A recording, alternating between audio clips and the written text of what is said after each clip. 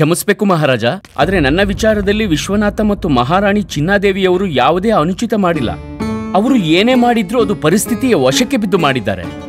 ಅವರು ಅಪರಾಧಿ ಅಲ್ಲ, ಅದಕ್ಕೆ ಅವರು ದಂಡನೆಗೆ ಪಾತ್ರರಲ್ಲ. ಮಹಾರಾಣಿಯವರು ವಿಶ್ವನಾಥರ ಹೆಸರನ್ನ ತೆಗೆದುಕೊಳ್ಳಲಿಲ್ಲವೇಕೆಂದ್ರೆ ಒಳ್ಳೆಯ ಮನಸ್ಸನ್ನು ರಕ್ಷಣೆ ಮಾಡಲು ಬಯಸಿದ್ರು. ಒಳ್ಳೆಯ ಕಾರ್ಯ ಮಾಡುತ್ತಿದ್ದವರನ್ನು ಯಾರೇ ಆಗಿರಲಿ, ಯಾರ ಮೇಲೆ ಆರೋಪ ಹೊರಿಸುವ ಮೊದಲು ಇದನ್ನು ಅವಶ್ಯ ನಿಶ್ಚಯಗೊಳಿಸಿಕೊಳ್ಳಬೇಕು. ಅವರೇನು ಮಾಡುತ್ತಿದ್ದಾರೋ ಅದರ ಹಿಂದೆ ಅವರ ಉದ್ದೇಶವೇನೆಂದು, ಯಾಕೆ ಹೀಗೆ ಮಾಡಿದ್ದಾರೆಂದು. ಇದೇನು ಅಪವ್ಯಯ ಪ್ರಲಾಪ ಮಾಡುತ್ತಿದ್ದೀರಾ ರಾಮಕೃಷ್ಣ? ಪಂಡಿತ ರಾಮಕೃಷ್ಣ ಅಪವ್ಯಯ ಪ್ರಲಾಪ ಮಾಡುತ್ತಿದ್ದಾರೋ ಇಲ್ಲವೋ ಇದು ಈಗಲೇ ಸ್ಪಷ್ಟವಾಗಲಿದೆ. ಕಲ್ಲೂರಿ ದಿನಕರರೇ, ಒಂದು ವೇಳೆ ನಿಮಗೆ ಸ್ಮರಣೆಯಲ್ಲಿದೆಯೋ ಇಲ್ಲವೋ, ಮೊದಲನೇ ಪ್ರಕರಣದಲ್ಲಿ ನೀವು ಚಿನ್ನಸ್ವಾಮಿ ಮತ್ತವರ ಧರ್ಮ ಪತ್ನಿಯನ್ನು ಬೇರ್ಪಡಿಸುವ ಸಲಹೆ ನೀಡಿದ್ದೀರಿ. ಏಕೆಂದರೆ ಚಿನ್ನಸ್ವಾಮಿಯವರು ಅವರ ಪತ್ನಿಯಿಂದ ಅವರು ಬೋಳಾಗಿರುವುದನ್ನು ಮುಚ್ಚಿಟ್ಟಿದ್ದರು. ನೆನಪಿದೆಯಲ್ಲವೇ? ಹಾಗಾದರೆ ನೋಡೋಣ, ಆ ದಂಪತಿಗಳು ಅವರ ವಿವಾಹಿತ ಜೀವನದಲ್ಲಿ ಪ್ರಸನ್ನರಾಗಿದ್ದಾರೋ ಇಲ್ಲವೋ. ಮಂತ್ರಿವರ್ಯ. ಮಹಾರಾಜ,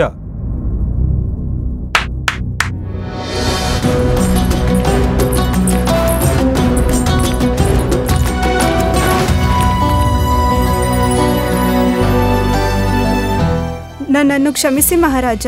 ನನ್ನ ಪತಿಯ ಬಾಹ್ಯ ಸೌಂದರ್ಯದ ಕಾರಣ ನಾನವರನ್ನ ಅಪಮಾನಗೊಳಿಸಿದ್ದೆ. ನಿಮ್ಮ ಸಲಹೆಯಂತೆ ನಾನವರೊಂದಿಗೆ ಜೀವನ ಆರಂಭ ಮಾಡಿದ್ದೇನೆ. ಇವರು ಅತ್ಯಂತ ಒಳ್ಳೆಯ ವ್ಯಕ್ತಿ ಹಾಗೂ ನಾನವರೊಂದಿಗೆ ಸುಖವಾಗಿ ಸಂತೋಷವಾಗಿದ್ದೀನಿ.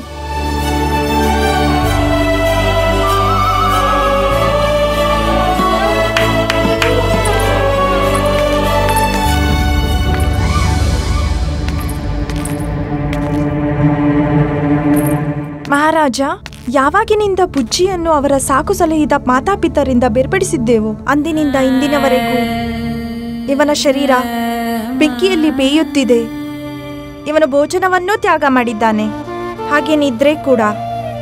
ಇವನು ಯಾರನ್ನು ತನ್ನ ಮಾತಾಪಿತರೆಂದು ನಂಬಿದ್ದಾನೋ ಕೇವಲ ಅವರ ಹೆಸರನ್ನೇ ಕನವರಿಸುತ್ತಿರುತ್ತಾನೆ. ಮಹಾರಾಜ, ಪಂಡಿತ ರಾಮಕೃಷ್ಣರ ಕಥನ ಸತ್ಯವಾಗಿತ್ತು. ಆದ್ದರಿಂದ ನಾವು ನಮ್ಮ ಬುಜ್ಜಿಯನ್ನು ಪುನಃ ಅವನನ್ನು ಪಾಲನೆ ಮಾಡುತ್ತಿದ್ದ ಮಾತೆ ಭಾರ್ಗವಿ ದೇವಿ, ಪಿತಾ ಶಶಿಕಾಂತರಿಗೆ ಒಪ್ಪಿಸಲು ಬಯಸುತ್ತೇವೆ. ಪಂಡಿತ ರಾಮಕೃಷ್ಣ. ಮಹಾರಾಜ, ಸರಿ ತಪ್ಪಿನ ನಿರ್ಣಯ ಮನುಷ್ಯನ ಭಾವನೆಗಳ ಮೇಲೆ ನಿರ್ಧಾರವಾಗುತ್ತೆ. ಭಗವಂತ ಶ್ರೀಕೃಷ್ಣ ಅರ್ಜುನನಿಗೆ ಅವರ ಗುರು ದ್ರೋಣಾಚಾರ್ಯ ಹಾಗೆ ಪಿತಾಮಹ ಭೀಷ್ಮರ ಮೇಲೆ ಬಾಣಗಳಿಂದ ಪ್ರಹಾರ ಮಾಡಲು ನಿರ್ದೇಶನ ನೀಡಿದ್ರು. ಏಕೆಂದ್ರೆ ಕುರುಕ್ಷೇತ್ರ ಒಂದು ಧರ್ಮ ಯುದ್ಧವಾಗಿತ್ತು. ಶಾಸ್ತ್ರಗಳಲ್ಲಿ ಅದರ ಉಲ್ಲೇಖ ಅವಶ್ಯವಾಗಿದೆ, ಪಿತಾ ಮತ್ತು ಗುರುವಿನ ಹತ್ಯೆ ಅಧರ್ಮವೆಂದು. ಆದರೆ ಗುರು ದ್ರೋಣಾಚಾರ್ಯ ಹಾಗೂ ಪಿತಾಮಹ ಭೀಷ್ಮ ಇಬ್ಬರು ಅನ್ಯಾಯ ಮತ್ತು ಅಧರ್ಮದ ಪಕ್ಷದಲ್ಲಿ ಯುದ್ಧಕ್ಕೆ ನಿಂತಿದ್ರು. ಅದಕ್ಕೆ ಶಾಸ್ತ್ರದಲ್ಲಿ ಇದನ್ನ ಬರೆದಿದ್ದಾರೆ, ಪರಿಸ್ಥಿತಿಯ ಅನುರೂಪಕ್ಕೆ ನಿರ್ಣಯ ತೆಗೆದುಕೊಳ್ಳುವುದಾದರೆ ಪಾಪ ಮತ್ತು ಅಧರ್ಮ ಕೂಡ ಧರ್ಮವಾಗುತ್ತೆ. ಒಂದ್ ವೇಳೆ ಉದ್ದೇಶ ಸರಿ ಇದ್ರೆ ಮಹಾರಾಜ, ಕಳ್ಳತನವಾಗುವುದಿಲ್ಲ. ಏಕೆಂದ್ರೆ ಅಲ್ಲಿ ಮಕ್ಕಳು ಹಸಿವಿನಿಂದ ವ್ಯಾಕುಲರಾಗಿದ್ರು. ಅದಕ್ಕೆ ವಿಶ್ವನಾಥರು ಏನೆಲ್ಲ ಮಾಡಿದ್ರು ಅದು ಉಚಿತವೇ ಆಗಿದೆ. ಮಹಾರಾಣಿಯವರು ವಿಶ್ವನಾಥರ ರಕ್ಷಣೆ ಮಾಡಿ ಉಚಿತ ಮಾಡಿದ್ರು. ಆದ್ದರಿಂದ ಇವರು ದಂಡನೆಗೆಲ್ಲ ಪುರಸ್ಕಾರಕ್ಕೆ ಯೋಗ್ಯರು ಮಹಾರಾಜ. ಮತ್ತು ಆ ದಿನ ಕೂಡ ವಿಶ್ವನಾಥರ ಪತ್ನಿ ಯಾವಾಗ ಹೆರಿಗೆ ನೋವಿಂದ ಬಳಲುತ್ತಿದ್ದರೋ ಪ್ರಸಾದರು ಆ ಕುದುರೆ ಗಾಡಿಯನ್ನು ಅವಶ್ಯ ನಿಲ್ಲಿಸಬೇಕಿತ್ತು. ನಿಮ್ಮ ಸಮಸ್ಯೆ ಏನೆಂದರೆ ಕಲ್ಲುಜಿ, ನೀವು ನಿಯಮಗಳಿಗೆ ಸ್ವಲ್ಪ ಅಧಿಕ ಮಹತ್ವ ನೀಡ್ತೀರಿ. ಏಕೆಂದರೆ ನಿಯಮದ ಉದ್ದೇಶ ಕೂಡ ಸತ್ಯದ ಪರಿಪಾಲನೆಯಾಗಿದೆ. ನ್ಯಾಯದಲ್ಲಿ ಭಾವನೆಗಳು ಸಮಾನವಾಗೇ ಇರಬೇಕು. ನಿರ್ಣಯ ತೆಗೆದುಕೊಳ್ಳುವಾಗ ಬುದ್ಧಿಯ ಜೊತೆಗೆ ಹೃದಯ ಅರ್ಥಾತ್ ಭಾವನೆಯ ಸಮಾಯೋಚನೆ ಕೂಡ ಅವಶ್ಯವಿದೆ. ಆಗಲೇ ಸರಿಯಾದ ನ್ಯಾಯ ಸಿಗುತ್ತೆ, ಸರಿಯಾದ ನಿರ್ಣಯವಾಗುತ್ತದೆ. ಮಹಾರಾಜ, ನನ್ನ ವಿಚಾರದ ಪ್ರಕಾರ ಒಳ್ಳೆ ಸಲಹೆಗಾರನಿಗೆ ಈ ಪ್ರಕಾರ ಯೋಚನೆ ಅವಶ್ಯಕತೆ ಇದೆ. ಆಜ್ಞೆ ಮಾಡಿ.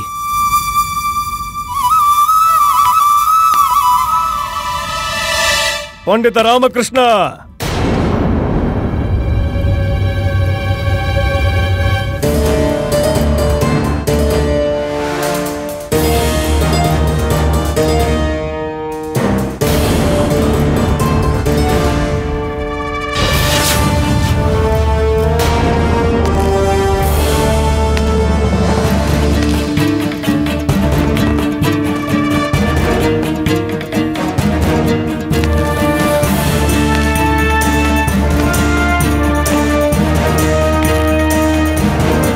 ಹೋಗ ಬಯಸುತ್ತಿದ್ದೀರಾ ನೀವು ಪಂಡಿತ ರಾಮಕೃಷ್ಣ?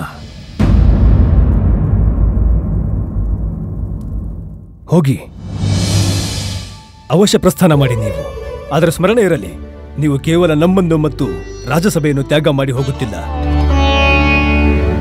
ಬದಲಾಗಿ ವಿಜಯನಗರದ ಪ್ರತಿ ನಿಮ್ಮ ಕರ್ತವ್ಯ ತ್ಯಾಗ ಮಾಡಿ ಹೋಗುತ್ತಿದ್ದೀರಾ.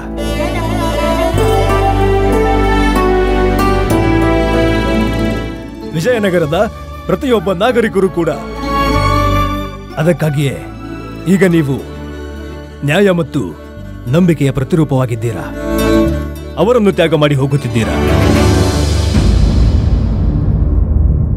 ಬಹಳ ನಂಬಿದ್ದಾರೆ ನಮ್ಮ ಜನತೆ ನಿಮ್ಮನ್ನು. ನಿಮ್ಮ ಪ್ರತಿಯೊಂದು ನಿರ್ಣಯವನ್ನು ಗೌರವಿಸುತ್ತಾರೆ. ಮತ್ತೆ ನಾವು ಕೂಡ ನಾವು ನೀಡುತ್ತೇವೆ ನಿಮ್ಮ ನಿರ್ಣಯಗಳಿಗೆ ಗೌರವ. ಒಂದು ವೇಳೆ ಈಗಲೂ ನೀವು ಇಲ್ಲಿಂದ ಹೋಗುವ ನಿರ್ಣಯ ತೆಗೆದುಕೊಳ್ಳುವುದಾದರೆ ಅದನ್ನು ನಾವು ಗೌರವಿಸುತ್ತೇವೆ.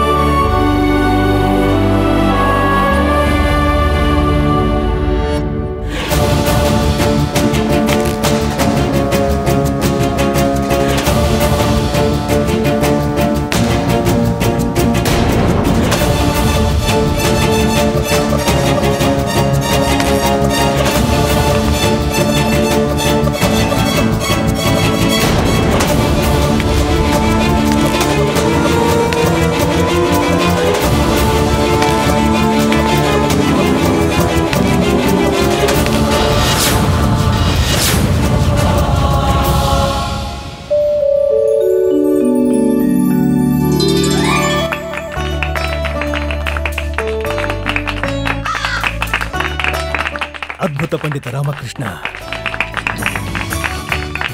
ಅದ್ಭುತ.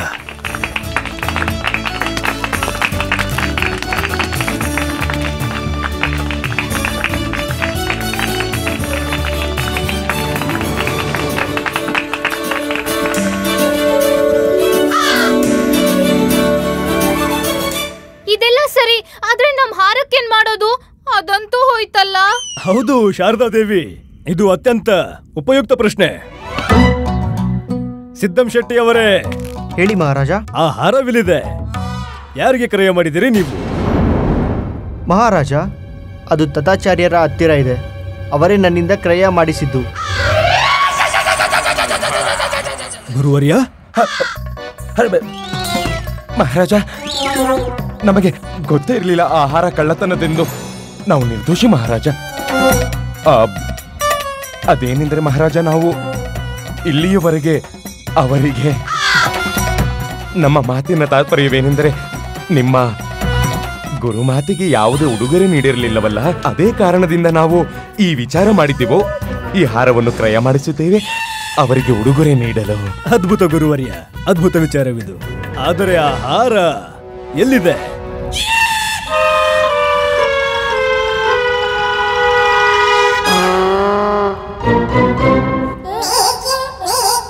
ಅಯ್ಯೋ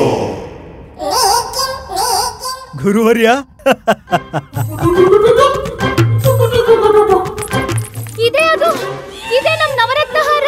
ಗುರುವರ್ಯ, ನವರತ್ನ ಹಾರ ನಿಮ್ಮ ಮೇಲೆ ಅತ್ಯಂತ ಸುಶೋಭಿತವಾಗಿದೆ. ಆದರೆ ನಮ್ಮ ವಿಚಾರದಲ್ಲಿ ಈ ಹಾರ ಶಾರದಾ ದೇವಿಯವರಿಗೆ ಕೊಡಬೇಕು.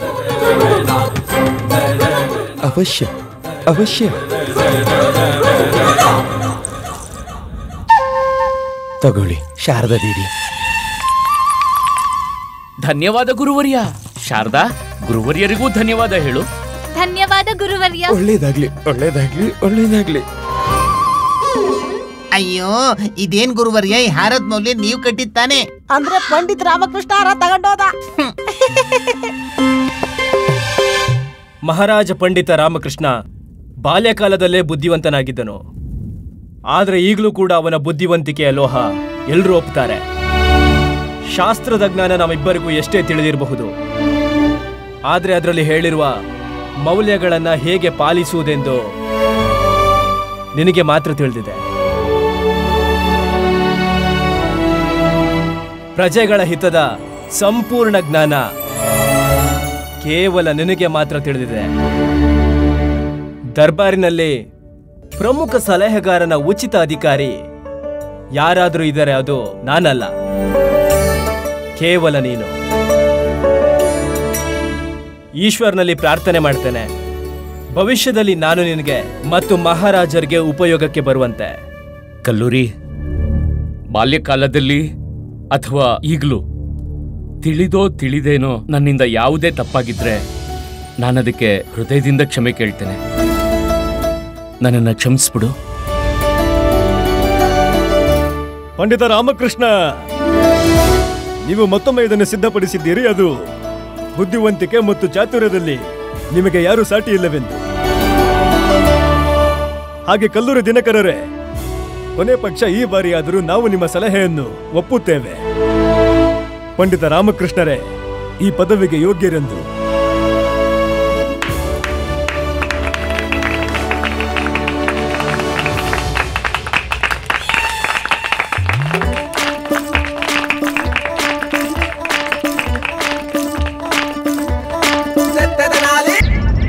ಸ್ವರ್ಣದ ಬೆಲೆಯ ಪದಾರ್ಥಗಳು ಇಲ್ಲಿವೆ. ದುಬಾರಿ ವಸ್ತುವನ್ನು ಕಡಿಮೆ ಬೆಲೆಗೆ ಕೊಂಡೋಗಿ ತೆಗೆದುಕೊಳ್ಳಿ, ತೆಗೆದುಕೊಳ್ಳಿ, ಕಡಿಮೆ ಬೆಲೆಗೆ ತೆಗೆದುಕೊಳ್ಳಿ, ತೆಗೆದುಕೊಳ್ಳಿ, ತೆಗೆದುಕೊಳ್ಳಿ, ಕಡಿಮೆ ಬೆಲೆಗೆ ತೆಗೆದುಕೊಳ್ಳಿ. ನೋಡಲ್ಲ ಏನಾಗ್ತಿದೆ? ನಡಿ ಹೋಗ್ ನೋಡೋಣ ಏನಾಗ್ತಿದೆ ಅಂತ. ಹಾ ಅಮ್ಮ, ನಡೀರಿ.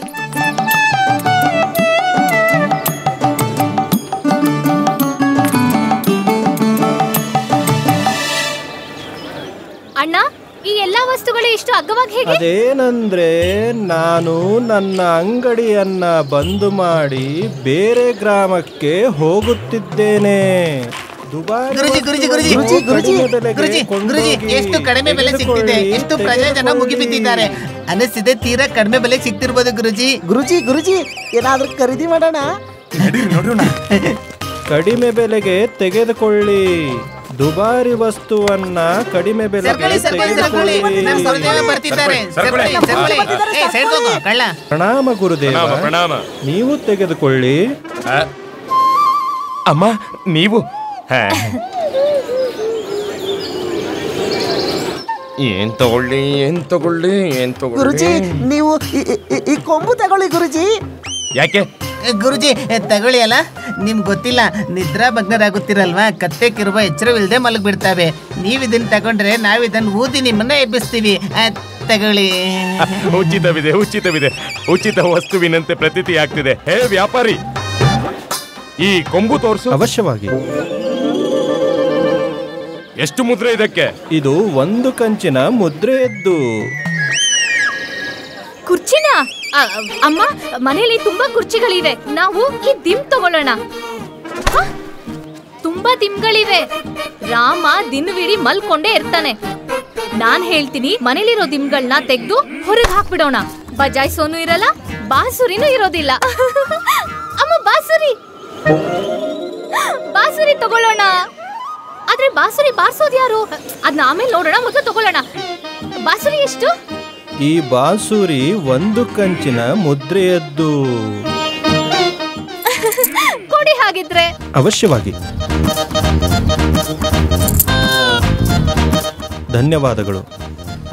ಇನ್ನೂ ಬೇರೆ ಏನಾದ್ರೂ ಬೇಕಾ ನಿಮ್ಗೆ? ಹೇ ವ್ಯಾಪಾರಿ, ನಾವು ಗ್ರಾಹಕರೇ, ನಮ್ ಕಡೆನೂ ಧ್ಯಾನವಿರಿಸೋ. ಕ್ಷಮಿಸಿ ಗುರುವರ್ಯ. ಸರಿ, ಏನ್ ಬೇಕು ಹೇಳಿ. ಅದನ್ನು ತೋರಿಸಿ ನಮಗೆ.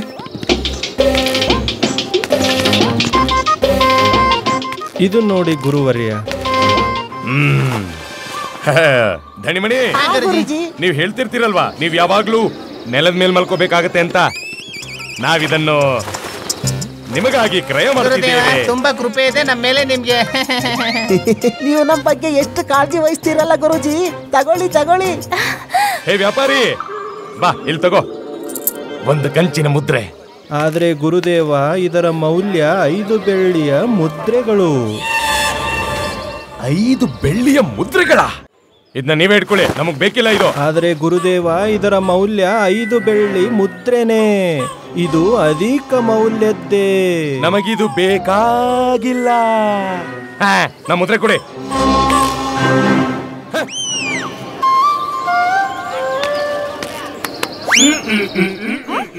ಡೋಲ್ ಬೇಕಾ?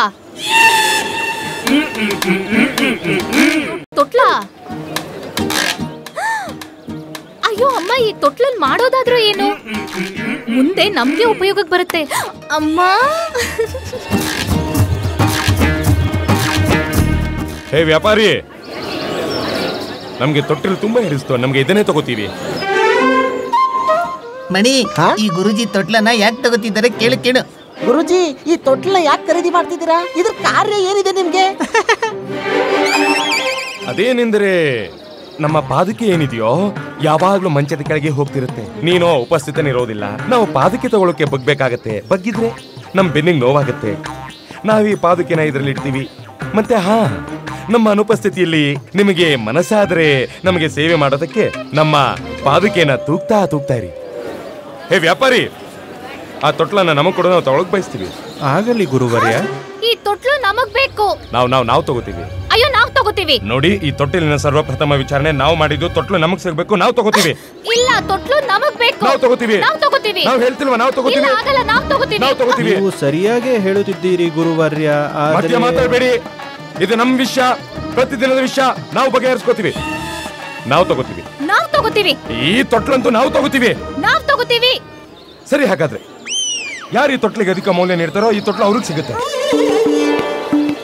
ನಾವಿದಕ್ಕೆ 2 ಕಂಚಿನ ಮುದ್ರೆ ನೀಡ್ತೇವೆ. ನಾವು 3 ಕೊಡ್ತೀವಿ. ನಾವು 4 ಕೊಡ್ತೀವಿ. 5 ಕೊಡ್ತೀವಿ. ನಾವು 6 ಕೊಡ್ತೀವಿ. 7 ಕೊಡ್ತೀವಿ. ಗುರುದೇವ, ಏನು ಮೌಲ್ಯ ಹೆಚ್ಚಿಸ್ತೇನೆ ಇರಿ. ಹಿಂದೆ ಯಾವುದೇ ಕಾರಣಕ್ಕೂ ಸರಿಬೇಡಿ. ಈ ಸಮಯ ಸಂಪೂರ್ಣ ವಿಜಯನಗರದ ದೃಷ್ಟಿ ನಿಮ್ಮ ಮೇಲಿದೆ. ನಿಮ್ಮ ಗೌರವದ ಪ್ರಶ್ನೆ ಗುರುಜಿ. 10 ಕಂಚಿನ ಮುದ್ರೆ. ನಾವು 15 ಕೊಡ್ತೀವಿ. 1 ಸ್ವರ್ಣ ಮುದ್ರೆ. ನಾವು 2 ಸ್ವರ್ಣ ಮುದ್ರೆ ಕೊಡ್ತೀವಿ. ನಾವು 10 ಸ್ವರ್ಣ ಮುದ್ರೆ ಕೊಡ್ತೇವೆ. ಹಾಗಾದ್ರೆ ನಾವು ಏರ್ಸಿ ಮೌಲ್ಯ ಏರ್ಸಿ. ಎತ್ಕೊಳ್ಳಿ. ಏನ್ ಎತ್ಕೊಳ್ಳಿ? ಈ ತೊಟ್ಲು ಎತ್ಕೊಳ್ಳಿ, ಮತ್ತೆ ಇವ್ರದ್ ಕೊಡಿ. ನಾವ್ ಹಿಂದೆ ಸರಿತೀವಿ. ನಮ್ಗೆ ಬೇಡ ಅಲ್ವಾ ಅಮ್ಮ? ಹಾಗ ಕುಡಿ ವ್ಯಾಪಾರಿಗಳೇ, ಕುಡಿ. ತಗೊಳ್ಳಿ ಗುರುವರ್ಯ, ಆರಾಮವಾಗಿ ತಗೊಳ್ಳಿ, ಹಿಡ್ಕೊಳ್ಳಿ. ನಮ್ ಗುರುಜಿ ಗುರುಜಿಗೆ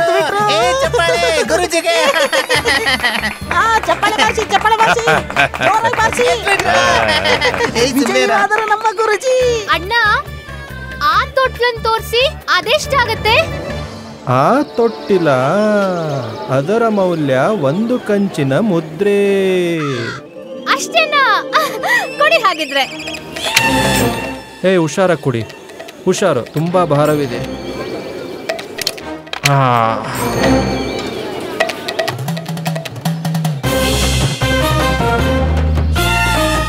ಧನ್ಯವಾದಗಳು.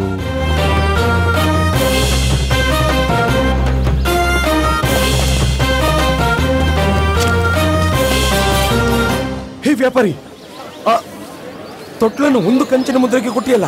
ಗುರುವರ್ಯ, ನನ್ನ ಹತ್ತಿರ ಇನ್ನೂ ತೊಟ್ಟಿಲುಗಳು ಇವೆ.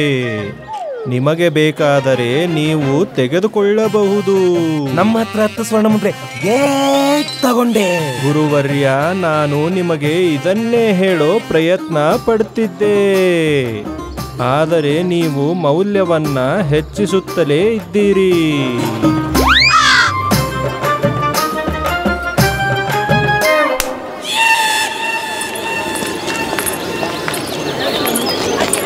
ಅಬ್ಬಾ, ಇದೇನಿದು ಶಾರದಾ? ತೊಟ್ಲು ಏನು ವಿಷಯ? ನಮಗೂ ಹೇಳು. ಯಾವ್ದಾದ್ರೂ ಶುಭ ಸಮಾಚಾರನಾ? ರಾಧಾ ಕುಣಿತಾಳ? ಅಮ್ಮ, ಇವತ್ತೇಕೆ ರಾಧಾ ಕುಣಿತಾಳೆ? ಅಮ್ಮ ಹೇಳ್ತಿದ್ದಾರೆ ಯಾವ ಶುಭ ಸಮಾಚಾರನೂ ಇಲ್ಲ ಅಂತ. ಹೇಗಾಗೋಕ್ ಸಾಧ್ಯ? ರಾಮ ದಿನವಿಡೀ ದರ್ಬಾರಲ್ಲಿ ಇರ್ತಾನೆ, ವಾಪಸ್ ಬಂದು ಆಯಾಸವಾಗಿ ಮಲ್ಕೋತಾನೆ. ಹೌದಮ್ಮ, ಮಹಾರಾಜ ನಿಮ್ಮ ಪುತ್ರನ ಮೇಲೆ ತುಂಬಾ ವಿಶ್ವಾಸ ಇರಿಸಿದ್ದಾರೆ. ಅದಕ್ಕೆ ಮಹತ್ವಪೂರ್ಣ ರಾಜಕಾರ್ಯನ ಅವ್ರಿಗೆ ನೀಡ್ತಾರೆ. ನಿಮ್ ಕಥನ ಸತ್ಯವೇ. ಒಂದ್ ವೇಳೆ ಹೀಗೆ ಆಗ್ತಿದ್ರೆ ನಾವ್ ಅಮ್ಮನಾಗೆ ಇರ್ಬೇಕಾಗತ್ತೆ. ಅಮ್ಮಮ್ಮ ಅಂತೂ ಯಾವತ್ತೂ ಆಗಲ್ಲ. ಅಮ್ಮ, ಚಿಂತೆ ಮಾಡ್ಬಿಡಿ. ನಮ್ಮ ಹತ್ರ ಇದಕ್ಕೆ ನಿರ್ದಿಷ್ಟ ಉಪಾಯವಿದೆ. ಬಾಬಾ ಗಂಗೂಗಾನರು ಸಿದ್ಧಿ ಯೋಗಿಗಳು. ಅದೇನಂದ್ರೆ ನಾವು ಪುತ್ರ ಪ್ರಾಪ್ತಿಗಾಗಿ ಅವ್ರ ಬಳಿ ಪರಂಗಿ ಹಣ್ಣ ತಗೊಳಕ್ ಹೋಗಿದ್ವಿ. ನೀವಿಬ್ರೇನಾದ್ರೂ ಒಪ್ಪಿದ್ರೆ ನಾವು ಅವ್ರ ಸಮಕ್ಷ ನಿಮ್ಮನ್ನ ಕರೆದೊಯ್ತೇವೆ.